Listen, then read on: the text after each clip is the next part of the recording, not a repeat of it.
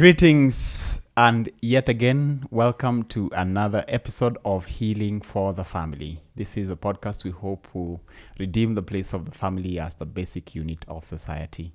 My name is Olunga. I'm sure you have gone through some kind of loss. You've lost something you like or love, or you've lost someone that you love, a loved one, through the cruel hand of death. And you have gone through the valley of grief. You have dealt with grief in one way or another. I have dealt with grief. I have lost close friends, close relatives. The closest I have lost was my father in 2008 and my uncle in 2011. These were people that were very close to me. They are people who were very close to me. I don't know that grief ends, that we ever come to a place where we've dealt and gotten over grief. And I know I'm speaking to people who are maybe in the middle of a really fresh season of grief, and we don't know how to deal with it. The subject of our conversation tonight is walking through the valley of grief. And I have my friend Bobo. And Bobo, you have dealt with grief very, very closely. You have lost very close people. Mm-hmm. Who are these people you have lost, and at what point, what happened? Yes, Bobo. The first close person, actually the first grief I ever experienced was my dad in 2010. My dad was sick. I never saw him sick at any point. I just came home and I was told my dad died. My dad died and was buried without my knowledge. Yeah. Where were you? Just out of curiosity. You came home. Where had you been? My dad died on October 18th, 2010. And I was starting my exams on October 21st, 2010. This is your My KCSE exams. I'm sorry. It's all right. This is the most painful loss. And so nobody told me because I was doing my exams. And it was actually my dad's request that no one should tell me. And so in November, I finished my exams, came home, and I was told. I wasn't actually told at home. I was told on my way home that I had lost my dad. And I remember it was my brother and my sister.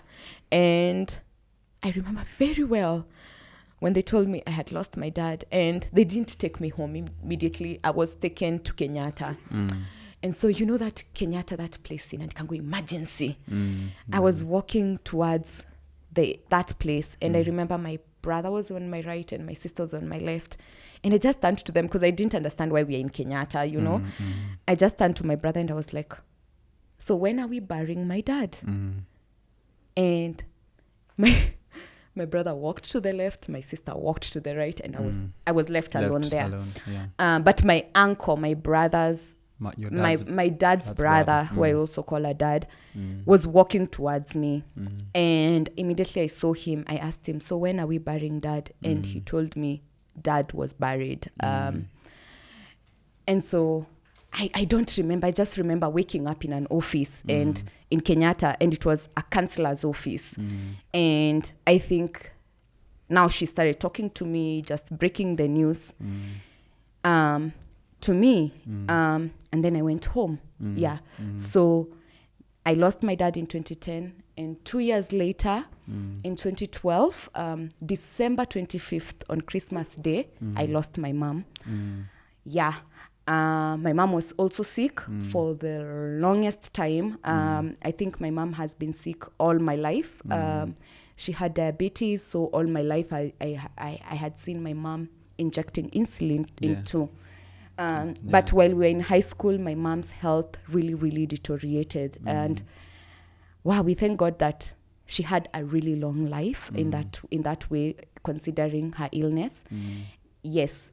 And then the other grief that I encountered was in 2020. Yeah, that's more Yes. recent. So in 2020, my best friend was diagnosed with a brain tumor.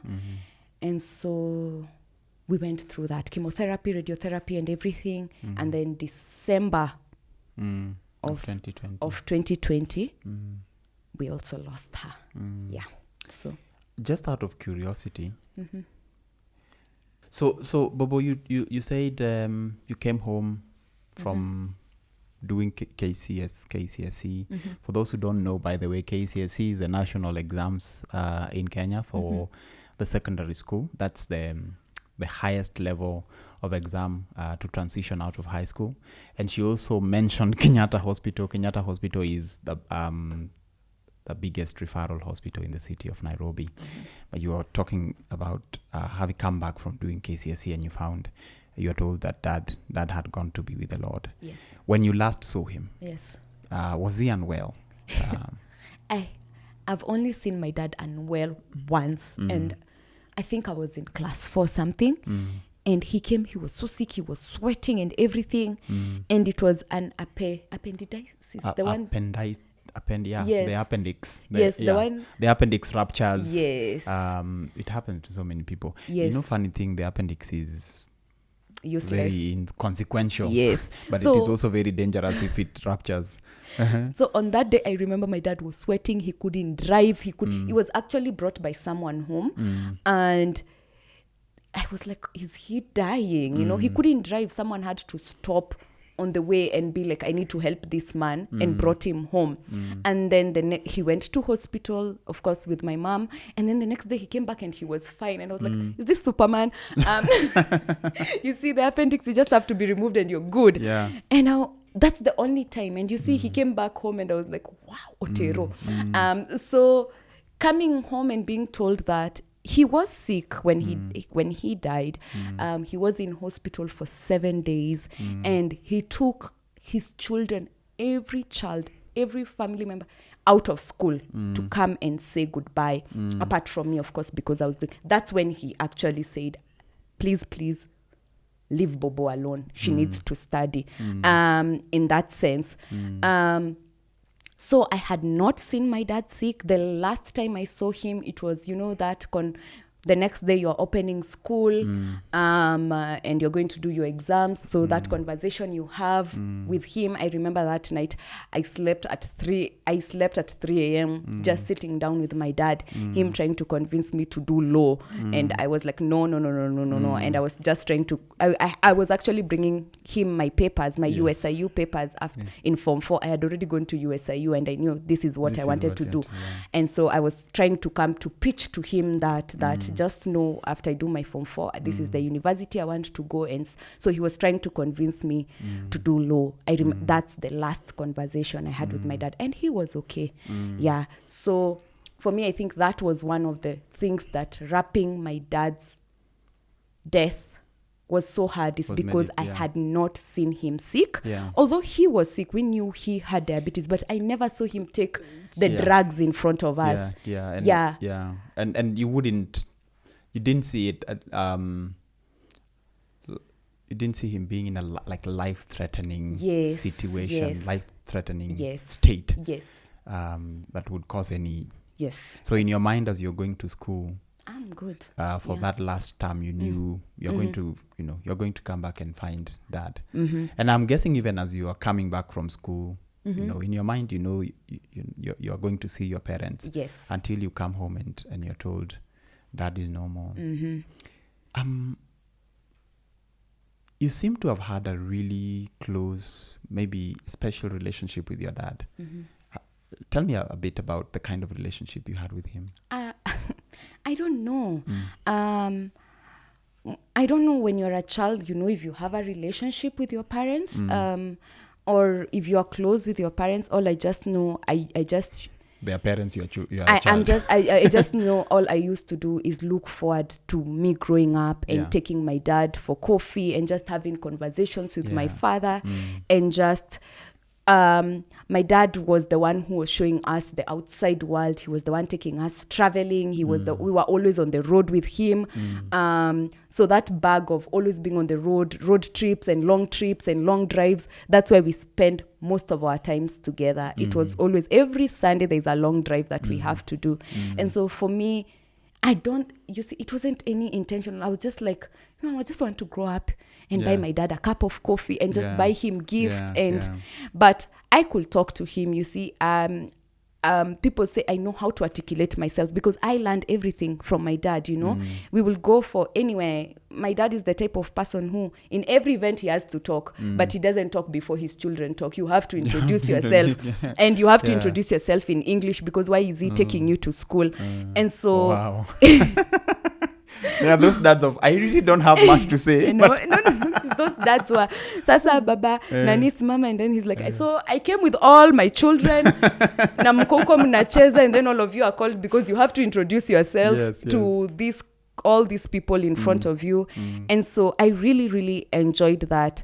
And for me, it was just, you just want to grow up, and you think now when you grow up, you can now have that conversations, because you see when you're young, it's being told and listening. How would you describe him? What kind of man was he? I pity my husband. One thing I say, I'm so sorry that he will never get to meet this amazing man. My dad was choleric. My dad, I don't know, he knew to command a room. He was huge. He was tall. He was like, one time he was actually beaten up by a gang because they thought he's the CID, where your area. He was that build. He was confident, overconfident. I thought my dad was God, Honestly, for me, when I was told my dad died, I was like, wait. How? That man can die? What do you mean my dad died? My dad, I don't know how to explain. He was just energy in that sense. So for me, even him being the first to die before my mom, I was like, wait, what? It doesn't add up. Till today doesn't add up. But that's what happened. That was life. Yeah. He was your hero. He was my hero. He was my he was everything. Even in school, I don't remember any single time in school I ever called my mom. And I should have seen it. I should have seen it on the last day. I should have seen it that on the last day, because I remember even when I finished my KCSE, it was always my dad who I would call. Like, if you needed anything, it's always my dad you call. Because he's the one who will always call. My dad knew any strange number is from his children. So he had to always call back. Pick on call back. Flash. So he knew he had to always call back. So in that sense, when I found my dad's number, I should have known then, but I didn't think of that. You didn't think much of it. Yes, I didn't think much of it. And so for me, he was someone I knew I could run to, no one could tell me anything. I will call my dad and he was going to deal with you proper. So you come back after 3 months of being away, and this man who was your hero, the man you'd call at any time, you are told you can't call him anymore. Is dead and buried. What did you feel? What thoughts came to your mind? I don't think I grieved my dad immediately. Because I remember when I left the counselor's office and I went home, and I saw there were so many people in our house. And I'm like, why are there so many people in my house? I think one of the traumas that grief has left me with is mashakayas. I was like, okay, we buried dad 1 month ago. Like, why are you still in our house? But they were there to receive me because nobody knew how I will handle the news. React, so I remember that day I just came and I saw, and my mom was in her bedroom. And when my mom saw me, she broke down. And I think my first instinct was, this one is the one who lost someone. That was my first instinct. I was like, my mom So even the reaction that I want, like I couldn't be angry. I just saw the pain in my mom. And I was like, wow, this is the person who has really lost someone. Yeah, that was my immediate reaction. But also wrapping around that idea that my dad is away. My dad used to work both in Nairobi and Coast. And so I was like, for the longest time, it was like, he's just gone on a trip. He's just gone on a trip and we can't reach him from that trip. And so, yeah, that was... Yeah. It was always... Wait. So that's what you're thinking. Yes. It didn't hit you. It didn't... Did someone tell you, or these are just things you're processing, you're beginning to process now that you're seeing your mom is grieving, is she's overwhelmed by emotions as she has seen you. Did someone tell you at that... immediately that dad is no more, or these are just things you're processing by yourself? Yeah. That this is you say you're thinking maybe dad is he's gone to Mombasa for a work trip, or that's why we can't reach him. At that point, have you been told that dad has passed? I've been and told. That's what you're... Yeah, I have been told. So during that year, 2011, it was just about, I just thought my dad was home, was just away. You see, I never buried my dad. I never saw his casket go down the grave. And I remember even the counselor that I went to, my family had paid for about 4 sessions. And I just went to the one. The counseling was before I even saw my 2011. mom. No. Or even before you saw your mom. Okay. After I received the news, I told you I was in Kenyatta. Yeah. That day in Kenyatta, they took me. That's why I was in Kenyatta. They were taking me to therapy. To the therapist. To see a counselor. And so the counselor helped me. She was like, this is grief. Just understand where your family is coming from. And then she sat my brother down and told my brother, you need to take her and to see the grave. But when I got home, I told my brother, I am not ready. I am not ready for that. So for me at first, I just saw my mom breaking down, and I was like, it was easy for me. Like seeing my mom breaking down, I wasn't mad at anyone. I wasn't angry at any of my family members. But that when you lose someone, you have dreams about them, a lot of dreams. But I remember all this time I will dream about my dad. I will be so mad. My dad, I will dream my dad is coming back home and everyone is receiving him, everyone is hugging him. But when he comes to talk to me, I'm like, no, don't talk to me. In fact, I will be so angry that I will wake up with that anger, and it will affect me the next day. And that happened for so many years, actually. And it had to take one day as I was just leaving work, we were walking with she's called Pastor Jane, and she had also lost her dad. And I was just it was one of those days that I had so much anger.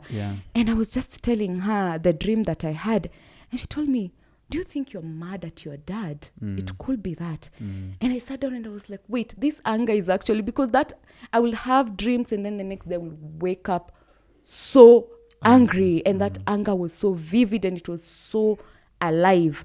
And you see, all this time I haven't gone to see his grave. I think I saw my dad's grave like 3 years later. Where was he buried? In your shags? Yes, Kipipiri. So you never went to shags for 3 years? Oh, okay. I never went to shags. Was that deliberate? And what you're saying is interesting, because earlier you also told me your mom died 2 years after your dad. So was mom buried in a different... Yes. But that is now our family. So in that sense, I actually even saw my dad's grave after my mom was buried way later. And even that, it wasn't intentional that I woke up and I was like, you know what, I'm ready to see his grave. It was just an event that was happening there, and we had to be in Ushago. And then I was like, you know what, where is dad buried? I mean his land, but I don't know even which place if you asked me to point it. And so then I went and saw his grave, my grandmother's grave also. My mom's dad also passed on in 2010, and I also didn't go to the funeral or the burial because again, you're in Form 4. Yeah, so you went, that 3 years later, you go to dad's grave. You see it. It wasn't by design. You just happened to be in Kipipiri. What happened? What happened? What emotions came to you as you're in the grave? Did you feel like you finally had closure? Let me tell you. I processed my dad's grief. Death last year. It took 10 years for me to accept.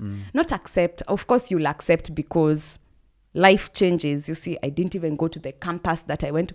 I was just so mad at him for so many things. Why would you leave me? I'm just turning 18. Just when I think I need you, to help me navigate life, that's when you leave. And you leave even in a way I felt rejected in a way. But I didn't know all these things. You see, these are the things now I discovered in therapy. And because I processed my dad's death the wrong way, I processed every other grief and death that came after that way. And so I got a breaking point. I broke down. My subconscious was like, we need to deal with all this. And so I would say I processed my dad's grief and death and just going through all those emotions last year. Yes. You've come home. You found all these people. And nobody told you what happened to dad. Were you angry? Did you ever process any anger at anyone apart from dad? No, because one, I knew my dad's character. I knew my dad, it was his decision and people were respecting that. Two, I think later on, after I processed my dad's death, I also started seeing his perspective. I mean, a parent, that's what you do, you sacrifice. I think I've sat down and even imagined my dad being there. I don't think it was easy for him to make that decision. Because every other of his child came, child, grandchild, everyone came to see him. I was the only one. But my siblings had also lost a dad. My mom had lost a husband. I saw how, now I've cleared from 4. So in 2011 is me and my mom at home. So I could see how that grief affected my mom's even health, even her will to fight for her health. And so it's funny, I'm always home because when I lost my mom, I was in university and I was doing my exams, and we know university also pia exams zinaanzanga siju 21st December. And my mom, I knew my mom was so sick, so sick. But I remember when I got home on the 23rd of December. First of all, my mom called me. She was at my brother's place. I remember her calling me and she was like, my mom kept calling me in school asking, Munamaliza exams lini? Munamaliza exams lini? And I'm like, Mom, I keep telling you 23rd, I'm coming home. And that day when I was coming home, as I was going home, my mom called me and told me, please, usilale nyumbani, come, kuja kwa brother ako. Come to your brother. And that night I went to my brother. That was the 23rd of December. And I remember the first thing, my mom saw me and she told me, I've been waiting for you. And that night she slept. The next day she woke up, she couldn't walk, she couldn't talk. She lost her speech, she lost walking, and we had to rush her in hospital, and then we lost her on the 25th. And that was 2 days after. Yes. So in hindsight, I see my mom saw what had happened, and she was waiting for me. I think her fear was that she would die before I got home, the same way with my dad. And now I think about that and I'm like, you know what? That woman was just waiting for me. And so I don't know how her herself, she processed that, not telling me, because we never had that conversation. But I have never been angry at my siblings or my mom. Yeah. Is it Did you ever feel, or have you ever felt the need to forgive your father? Yes. How have you dealt with that? And do you feel like you have forgiven? Oh yes, I have. Mm. I didn't even know. You see, I felt I didn't even know I was mad at him. Yeah. Until like I joined ministry and I was working in church and I was born again, and I think God started working in that, and I realized, wait, I was really, really mad at my dad for him choosing. I think to me, I was like, you think I wouldn't have repeated Form 4 just for you? Don't you think, not even for myself being there, like, don't you think I love you enough to pick school over you? But it's also, he loved me enough to choose my school over him, or the exams over, I don't know how to say it. Yeah. But as I grow older, I start understanding. I'm not even a parent, but I start understanding these things, and you start learning and you start being self-aware. So I felt that. I felt rejection for the longest time. I couldn't remember the happy memories I had with my dad. All I could, anytime I thought of my dad, I would go back to any time. My dad has never chappered me. In fact, nobody could chapper his children in front of him. Yeah, he wasn't. He was someone, let's talk about it, or he will talk. So anytime he pigiad me kelele, or that's where my brain will go to. And so I started feeling a sense of rejection in that way, because of just that one incident. I have never felt rejected any other time by my dad as a father, but except for that incident. And that incident was so huge that it made me feel like my dad rejected me for the longest time. And I didn't know. It wasn't conscious. It was all subconscious. And so when I lost my friend in 2020, because I think one of the things death, when someone dies, you're like, wait, this thing is actually real. And it's so permanent, you mean I will never ever hear, see?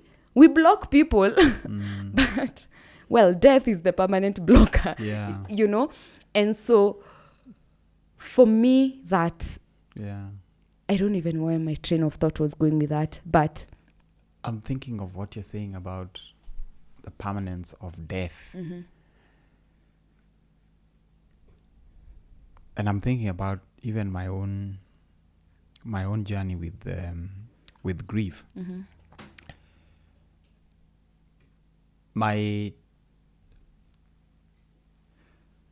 dad was sick for a while, and I remember going to see him. And when I saw him, his health had really deteriorated. Yeah. And I saw him, so I went to see him on a Sunday. On a Monday, we took him to the hospital, and he just spent that week in the hospital. Now, the moment between the time I saw him and the time he died, we didn't speak because his health just deteriorated. Yeah. And then that week after, we take him to the hospital. He's there for a week, and then he dies. That week he died. The whole week was just the process of planning for his funeral. I remember the day we buried him. After we buried him, we were served food. Luo funerals are a ceremony, so there's a lot of food. And I couldn't swallow.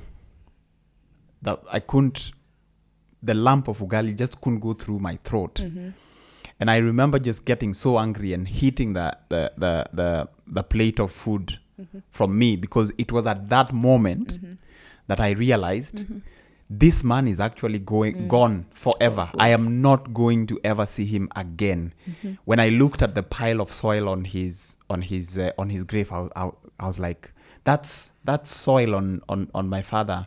That he cannot he cannot come out of he cannot come out of that. And I remember processing a lot of emotion at that, but just a space of 1 hour, just processing a lot of emotion, being by myself. It was from anger at myself, because I was like, if I had gone to see him earlier, maybe I would have, and you think you can do something for them. Maybe I would have taken him to the hospital. Maybe they would have treated him faster if I had taken him to a better hospital. And I remember my mind trying to make excuses for me why a better hospital, would have stopped him from dying. Maybe if I went earlier, and blaming myself. But then there's also anger at him. Why die? I mean, why why die? Why are you, who are you to die? Yeah. And I was thinking, first, by the way, the day he died, I remember the conversation I'd had with him a week earlier, and he told me, I'll be okay. I'm not going to die. And I don't know where he got this from. I'm not going to die. And I believed him.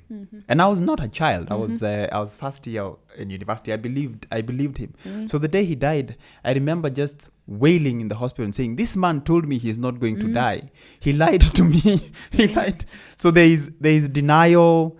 There is, through that process, there is denial, there is anger, you're frustrated, you want to talk to him, you can't, he's not there, and then you see that pile of soil on his grave, and you can't do anything about it. I felt very helpless. Exactly. I think, and that's what I felt towards my dad, first of all, wrong timing, as if there's a right timing. Wrong timing. We had all these big dreams. We had all these big dreams. My dad is the one who'll speak to your life and tell you, Bobo, you're going to... The reason he wanted me to be a lawyer, he's like, you're going to be a lawyer. You're going... Because I know how you speak. I know your confidence. We've been doing this and all this. I remember even... when I got to high school, my dad took me around when we were going to pay for school fees around the bank. And I think even my sister was done for the same thing when he's going to pay. And he's just telling everyone the way you've passed the exams, the way you're going to a good school. He was, your parents are your biggest cheer. They're the ones who are cheering you on. And so for me, it was even difficult campus because now I had to go to a public university. And now, well...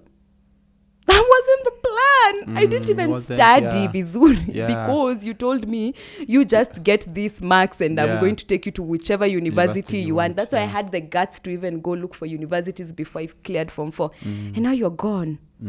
Okay. So what am I supposed to do with myself, And for the longest time, I haven't known what to do with myself. And so you are mad at that. I understand the anger. So for me also how he left, so I felt rejection. Yeah. And you just carry these things through life. And I think one of the things that my therapist told me is that, you know what?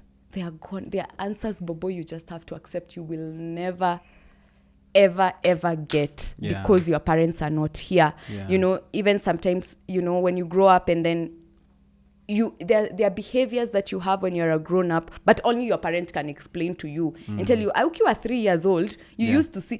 I don't have that,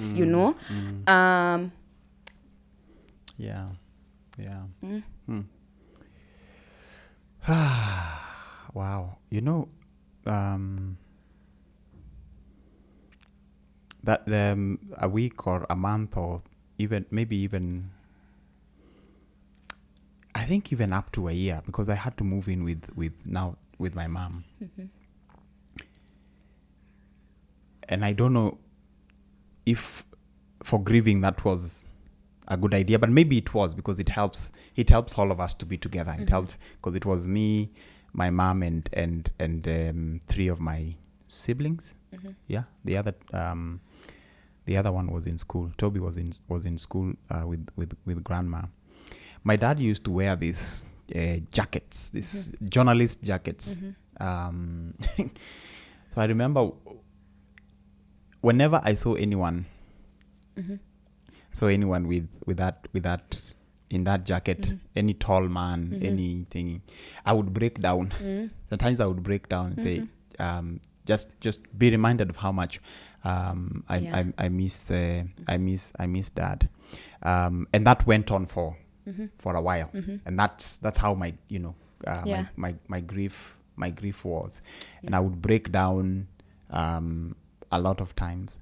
But how that has evolved now is I get saddened by the fact that he is not here to be a cheerleader for the milestones, for the breakthroughs, for the things, the dreams we had is not here. So you went to Masai Mara University, you did the PR, you graduated.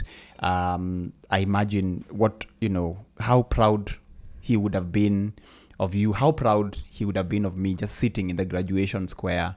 And the grief now is, I know you can't be here, but I still can't wrap my head around the fact that you're not here. And sometimes, that anger it gets awakened. Like, I am angry. I know you can't be here, but I am angry that you're not. I am angry that you're not. For us, as siblings, we keep telling each other that, and it's the reality now of grief, is that even your happiest moments are still your saddest moments. Yeah. Because I remember graduating and we are having this big party and you're like, yeah. What was the what is the one event that you have missed him the most? All of them. And not just him, it's also my mom. Yeah. It's every single event. Yeah. It's my sister getting married, it's my sister having a baby, it's my brother's son getting circumcised, it's my siblings buying a car, it's everything is just, we cry at everything. We cry everywhere, whether it's a happy event, whether it's a sad event. Parents are not, parents are not people you can replace. Parents are, I'm a product of my mom and my dad, I'm single. It's my mom and dad. When I can't pay my rent, it's my mom and dad who I want wanitoe kwa hii fix, When you're married, you want to be a mom, you want to learn to be a wife. All these things, you get them. Yeah.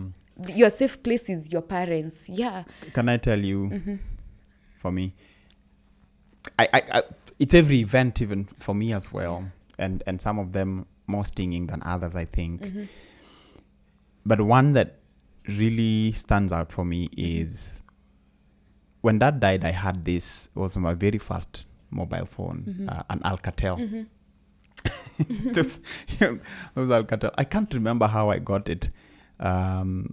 Maybe someone gave it to me, but we had agreed. I just finished Form 4. I was on my way to university. We had agreed, when I get money, I'll buy a phone for myself, and I'll give him my Alcatel.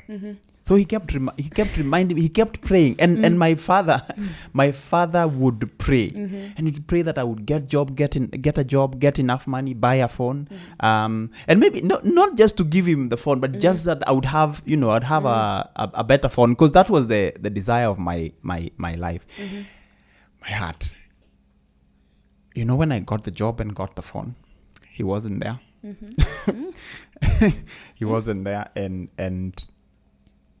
it's true. When you can earn money to take him for that coffee. Yeah. It was hard. I think then I think for me now, when you talk about events, it's seeing my siblings step up. My siblings, it's seeing my brother having to step up. My brother has 5 sisters. By the time my parents were dying, none of us had done a rorashio. You know? It's now seeing my brother having to step. And I'm like, you still have your own family. Now you have to be head of this other family at whatever age that you are. It's seeing us now having to make decisions that we just wish our parents were there to make, you know. It's funny that my brother is the third born, but my firstborn sister, for her to get married in that sense, you know, her husband, who's way older than my brother, has to come to my brother. And, you know, my brother has to, is it stand up or just step up in that way. So it's strange in that sense. It's really strange. Really strange. Do you know the other thing I feel, and maybe this is just me, I don't know if everyone who's grieved who's grieving has gone through this. I feel like there's a part of my life, there are big decisions, significant family decisions, significant personal decisions that I need to make, for which I would have benefited from my father's counsel. But I have not made those decisions 14 years later because there is a part of my life that feels crippled. There is a part of my life that feels crippled. I can't make that decision, maybe because of the implications of those decisions, or the significance of those decisions. But also maybe because it's not my responsibility. It's not my job. It should have been his job to make that decision. You know, the one I think about the most is, you know, I'm a firstborn. My father was a firstborn, and one of the things now I'm speaking culturally here. One of the things he had hoped for us to do is go home and build him a house, and then build my own house. I only went to my dad's village 14 years later, this February, this year, 2022 in February, because I didn't want to make decisions that he should have been his decisions to make, to do things, and just be reminded of how absent he is in is in my life. And even after going and sat with his brothers, and they were telling me, culturally you need to do this, culturally something in my mind was telling me, what in the world are you telling? This is not my job. This should have been his responsibility. So there's a sense in which there's, you know, a part of me feels crippled by his absence, but also, and I want to move this forward. I have, you know, made significant milestones in my life. I graduated. I was first year when he passed on, but I graduated from university. I have worked. I have, you know, been in some really decent spaces. I am now married. Well, you know, he's missed those milestones, but a part of my life has made progress, even though some part of it has sort of stagnated because he's not been here, and there's part of that grief that I'm yet to process. But I've made some significant strides even without him. Do you celebrate the strides you have made even without him? Even without him being... Yes. Yeah. But I think for me, I'm still in the crippling stage. For now, I speak for both of my parents, and it's everything that you've said. Do you know, I don't know how to drive. You see? Yeah.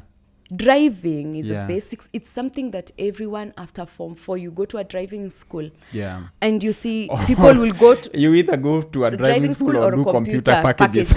Or both. Both as you wait. And for me, I couldn't see the sense of going to a driving school because my siblings will go to a driving school only to come and drive my father's car, and it's him who's teaching you how to drive and stuff. And then just going to a driving school was that reminder. What's the point? And so 12 years later now, I still don't know how to drive, you see. And for the longest time, people will ask me, why don't you? I'm just like, I'm not interested. But behind my mind, this was the reason. And so my 20s, because I'm still in my 20s, so losing my parents at the age of either 17 or 18 and 20 or 21, for me, I feel like right now is when, significant changes. I graduated because life has to move on. Forward, life has to move forward. But I don't know. I think for me, I got stuck somewhere. And I got stuck because just as I didn't even process my dad, I lost my mom. And then you're trying to deal with all this grief, all this, just living life moving forward, just the things of life. And then it hit me. I think when I lost now my best friend is when my body, my subconscious was like, let's stop. Let's just stop and figure everything out and even start looking back. Why don't you do the things that you need to do? And it's just reminding, it's because that voice, the voice that I wanted to, it's no longer there. And I just stopped somewhere. And I was like, you know what? I've given up so many times, even life itself. I'm like, so what's the point? What's the point if they're not here? What's the actual point?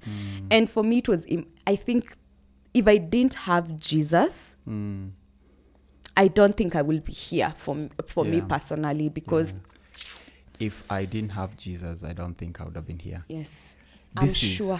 Bobo, I don't think it's something we can really process in one episode.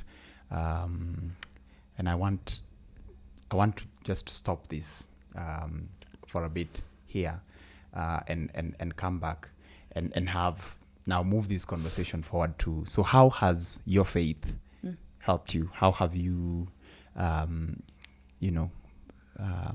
managed to go through that valley of grief with the help of Jesus?